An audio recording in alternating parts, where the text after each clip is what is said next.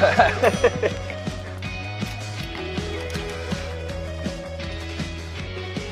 back on the Morning Brew with friends. We're here with Dr. Wayne Kwong, the CEO and founder of MD4Men, and all month long we've been talking about men's health because this is Prostate Awareness Month. Yeah, Prostate Cancer Awareness Month, and we talked about guys between 55 and 69 getting themselves checked out. And we can't talk about it enough in some ways, I think, because it is a thing that is a message that a lot of guys, it does seem to go over their heads. Yeah, and it's the second leading cause of cancer in guys, and one of 7 guys What's are the going to first get leading? it.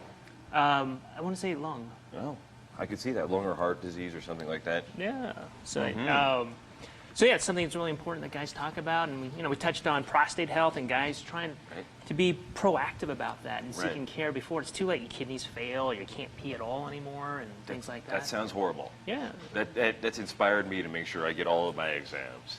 One of the things, we talked briefly about it last time you were on, though we were talking about the testosterone side of things, because that is the thing. You hear all the radio commercials, and the guys are like, "Are you feeling down? Are you feeling bad?"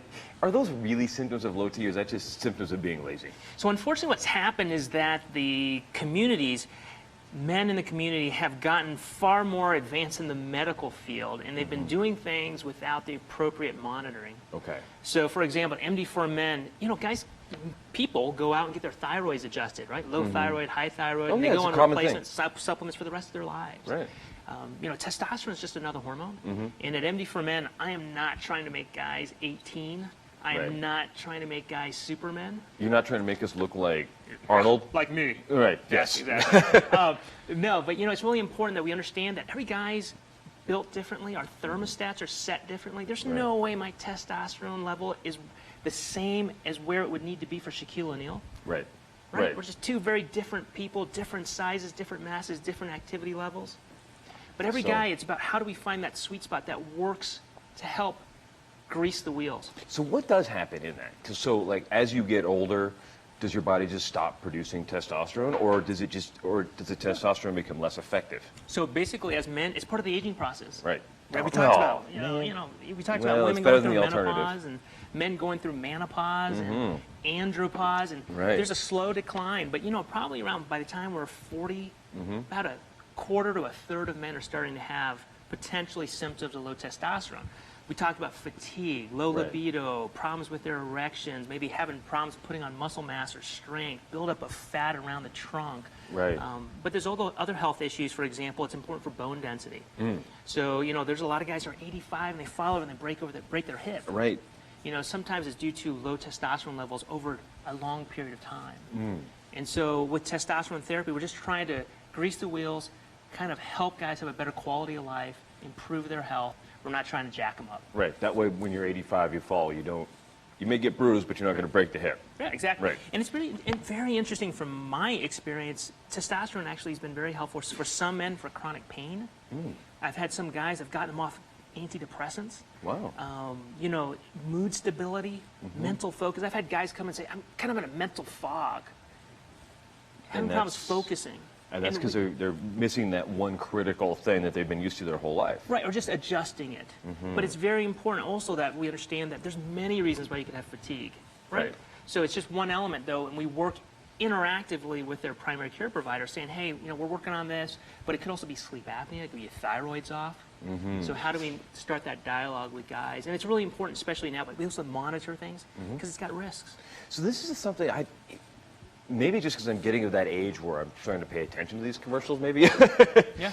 But one of the things is, it seems like it's a newer treatment. Only in the last few years have we really heard about people talking about low T, or has it really been something that's been around for a long time that people just didn't talk about? I agree with you there. What happened is that also that I think there's a little bit of embarrassment or shame. Oh, I'm on testosterone. Guys don't want to. Oh, I'm less of a man. That type of thing. Yeah. But it's something that needs to be done responsibly, and we're starting the dialogue here at MD4Men in the community, talking about, hey, you get your thyroid checked. Right. You get it supplemented. Right. Might as well get everything else checked. We talk about hormone replacement therapy in women. Right. Why don't we talk about it in men? Why don't we? Once again, because we're scared. We don't know. Yeah, I don't want to know. I am that guy. Like, I don't want to, I go to the doctor and I'm like, my elbow hurts and don't look at anything else. Don't, just like this one thing. I don't want to know anything else. Don't send me to the urologist for the finger. Right, right. That's exactly. No, but it's important that we responsibly look at it because there's risks involved. Yeah. You know, you can make your blood too thick. The FDA just came out with a warning saying, look, it may increase your risk of heart attack and stroke. So you have to balance clots in your legs, it. Clots in your lungs. You could have, you know, issues with worsening prostate cancer, making it harder to pee, sleep apnea. How much of your business is this? Is that like 50% of your business, 20% of your business? That's about 20%, 25%. Yeah. You know, it's not a huge part of my, you know, as what I do with the no-needle vasectomies, testosterone erections, prostate health, prostate cancer screening. So I probably about 20%, but I think it's an important part. Yeah, and then what part of the business is the little blue pill prescriptions? Probably another 20. It's probably, it's somewhere in there, 20-25%. Yeah. And I think that's a really important one because guys have been, you know, we're all as a society moving towards an improvement in the quality of our life. And that's what it's about. It's not necessarily about fixing just one thing. Sexual health is huge. Right. It affects it affects our self-esteem. Right. It affects our relationships. I mean, I had a guy put a penile implant in, and he was really locked into his self-esteem, was tied into his sexual health and his sexual performance. And it really helped him in his relationships. And he felt much better afterwards. Yeah, I mean, you know, guys, we're just that way. We're wired biologically that way. Right. And so I think guys are really looking for ways to improve their quality of life. And it's not just about living longer anymore. It's living better as well. Right. So in your case, that means, well, the testosterone's huge. But how do you coordinate that with someone's primary care doctor or with their physical therapist or with even maybe their physical trainer? Personal trainer? Well, it's just really important that we always communicate, whether it's through correspondence or just making sure, for example, before we start anyone with testosterone with a history of heart disease or family history of heart disease, make sure your cardiologist thinks that, okay, where are you at in the holistic side of your health? Right. And make sure it's just one piece of the puzzle for every guy. And we talked about from your mind, body, and spirit. Right. And, you know, we're just touching on one part, but other parts are just as important. Right. In the, how closely is a man's mind tied into the rest of his body?